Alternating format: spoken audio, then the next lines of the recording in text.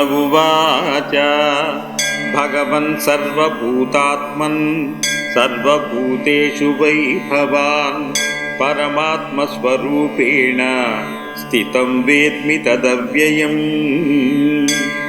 क्षेत्रेषु येषु येषु त्वं चिन्तनीयो मयाच्युत चेतसः प्रणिधानार्थं तन्मामाख्यातुमर्हसि। यत्र यत्र च यन्नाम प्रीतये भवतस्तुतौ प्रसादसुमुखो नाथ तन्ममाशेषतो वद। श्रीभगवानुवाच सर्वगः सर्वभूतोऽहं न हि किञ्चिन्मया विना चराचरे जगत्यस्मिन् विद्यते कुरु सत्तमा। तथापि येषु स्थानेषु चिन्तनीयोऽहमर्जुन स्तोतव्यो नामभिर्येस्तु श्रूयतां तद्वदामि ते। पुष्करे पुण्डरीकाक्षं गयायां च गदाधरं लोहदण्डे तथा विष्णुं स्तुवं स्तरति दुष्कृतं। राघवं चित्रकूटे तु प्रभासे दैत्यसूदनं वृन्दावने च गोविन्दं मास्तुवन् पुण्यभाग् भवेत्। जयं जयन्त्या तद्वच्च जयतं हस्तिनापुरे वराहं कर्दमाले तु काश्मीरे चक्रपाणिनम्। जनार्दनं च कुब्जाम्रे मधुरायां च केशवं कुब्जके श्रीधरं तद्वद्गङ्गाद्वारो सुरोत्तमम्। सालग्रामे महायोगिं हरिं गोवर्धनाचले पिण्डारके च दुर्बाहुं शङ्खोद्धारे च शङ्खिनम्।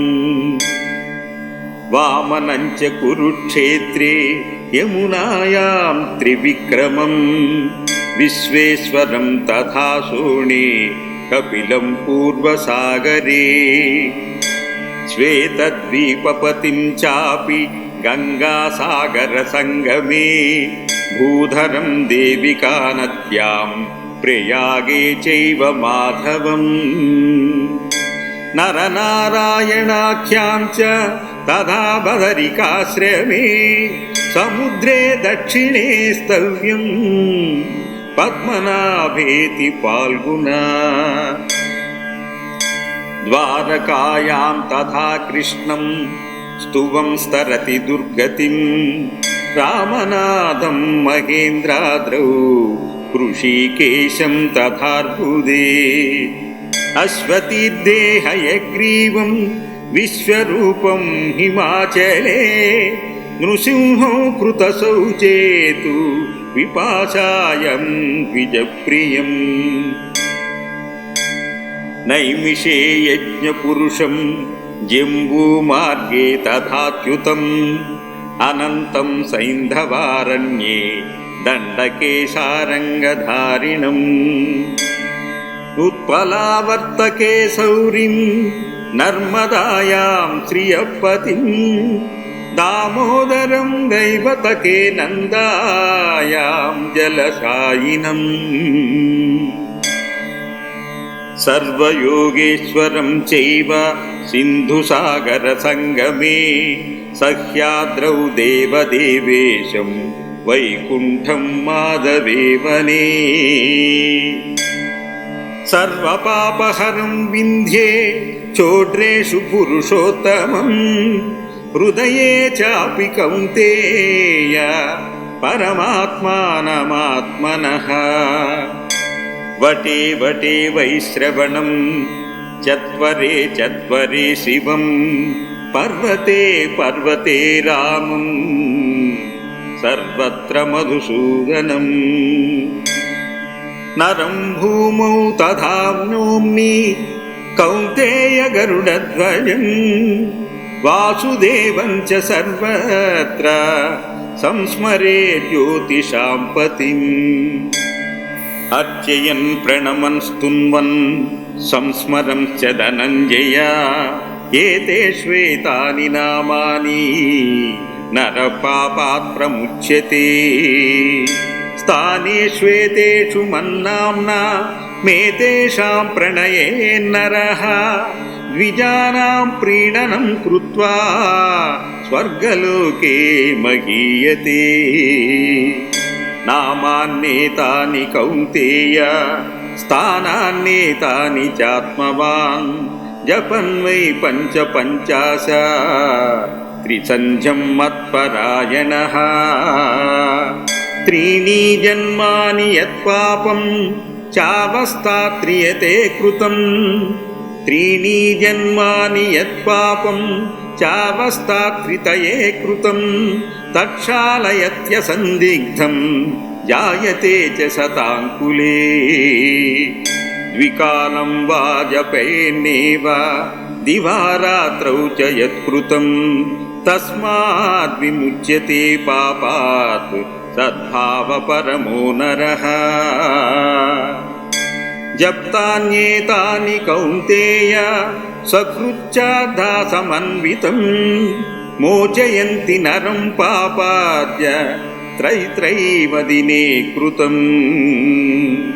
మోచయంతి నరం పాపాద్య తత్రైవ దినే కృతం. ధన్యం యశస్యం ఆయుష్యం యయం కురుకులోద్వహ గ్రహానుకూలతాం చైవ కరోత్యాసు న సంశయః. ఉపోషితో మత్పరమః స్థానేష్వేతేషు మానవః కృతాయతనవాసశ్చ ప్రాప్నోత్యమభిమతం ఫలం. ఉత్క్రాంతిరప్యశేషేషు స్థానేష్వేతేషు సస్యసే అన్యస్థానాచ్చత గుణే మేతశ్వనసినాదికం. యస్తు మత్పరమః కాలం కరోత్యేతేషు మానవః దేవానామాపి పూజ్యోऽసౌ మమ లోకే మహీయతే.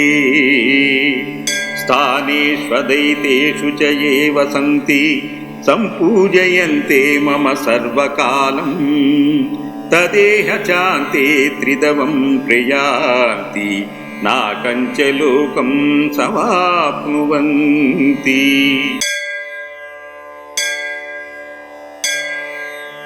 అర్జున ఉవాచ భగవన్ సర్వభూతాత్మన్ సర్వభూతేషు వై భవాన్ పరమాత్మస్వరూపేణ స్థితం వేద్మి తదవ్యయం.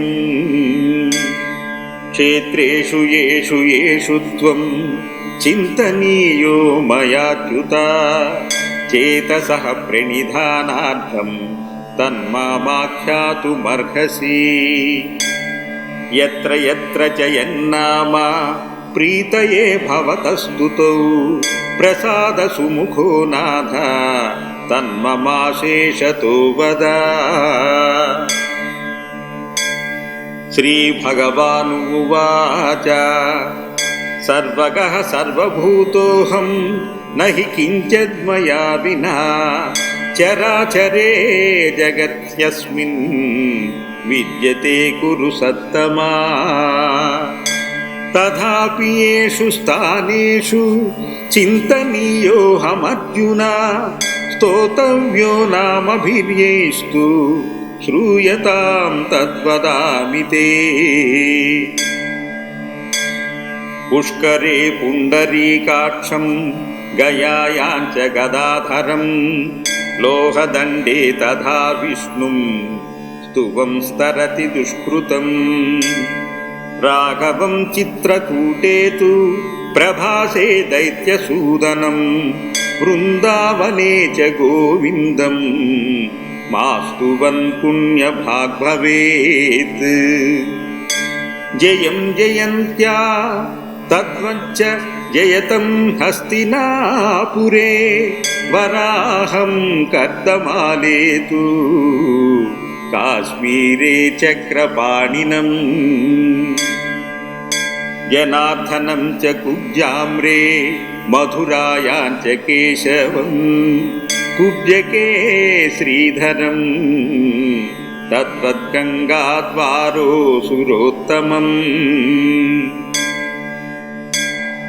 सालग्रामे महायोगिं हरिं गोवर्धनाचले पिण्डारके चतुर्बाहुं शङ्खोद्धारे च शङ्खिनम् वामनं च कुरुक्षेत्रे यमुनायां त्रिविक्रमं विश्वेश्वरं तथा शोणे कपिलं पूर्वसागरे श्वेतद्वीपपतिं चापि गङ्गासागरसङ्गमे भूधरं देविकानद्यां प्रयागे चैव माधवम् नरनारायणाख्यां च तथा बदरिकाश्रमे समुद्रे दक्षिणे स्तव्यं पद्मनाभेति फाल्गुना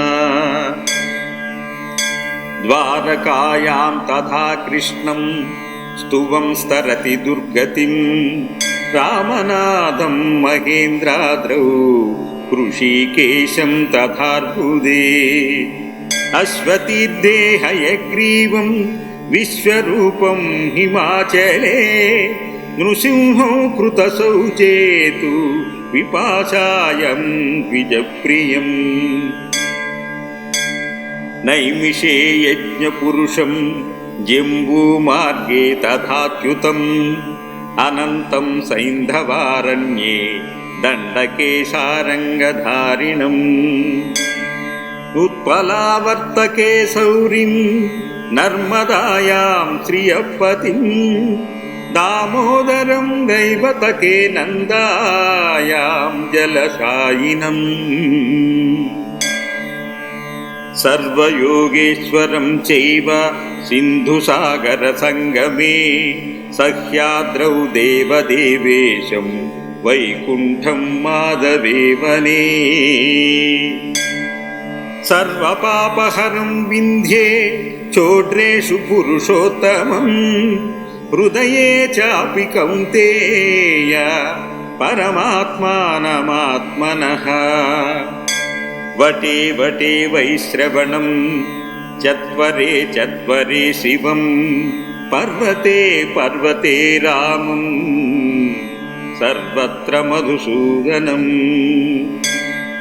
नरं भूमौ तथा नौमि कौन्तेय गरुडध्वजं वासुदेवं च सर्वत्र संस्मरे ज्योतिषां पतिम् अर्चयन् प्रणमन् स्तुन्वन् संस्मरं च धनञ्जय एते श्वेतानि नामानि नरपापात् प्रमुच्यते स्थाने श्वेतेषु मन्नाम्ना मेतेषां प्रणये नरः द्विजानां प्रीणनं कृत्वा स्वर्गलोके महीयते नामान्येतानि कौन्तेय स्थानान्येतानि चात्मवान् जपन् वै पञ्चपञ्चाश त्रिसन्ध्यं मत्परायणः त्रीणि जन्मानि यत्पापं चावस्थात्रियते कृतं त्रीणि जन्मानि यत्पापं चावस्थात्रितये कृतं तक्षालयत्यसन्दिग्धं जायते च शताङ्कुले द्विकालं वा जपेन्नेव दिवारात्रौ च यत्कृतं तस्माद् विमुच्यते पापात् सद्भावपरमो नरः जप्तान्येतानि कौन्तेय सकृच्चार्धासमन्वितं मोचयन्ति नरं पापाद्य त्रैत्रैव दिने कृतं मोचयन्ति नरं पापाद्य तत्रैव दिने कृतं ధన్యం యశస్యం ఆయుష్యం యయం కురు కులోద్వహ గ్రహానుకూలతాం చైవ కరోత్యాసు న సంశయః ఉపోషితో మత్పరమః స్థానేష్వేతేషు మానవః కృతాయతనవాసశ్చ ప్రాప్నోత్యమభిమతం ఫలం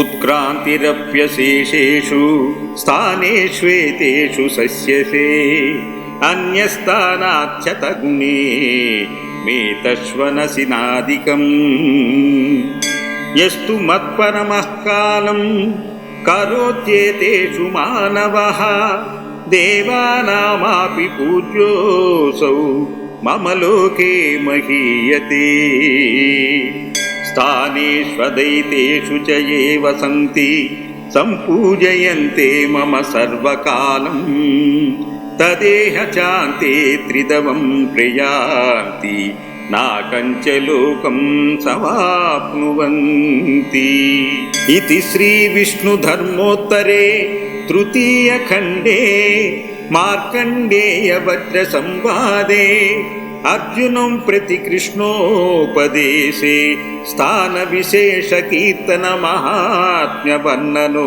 నామ పంచవింశత్యుత్తర శతతమోऽధ్యాయః సంపూర్ణం।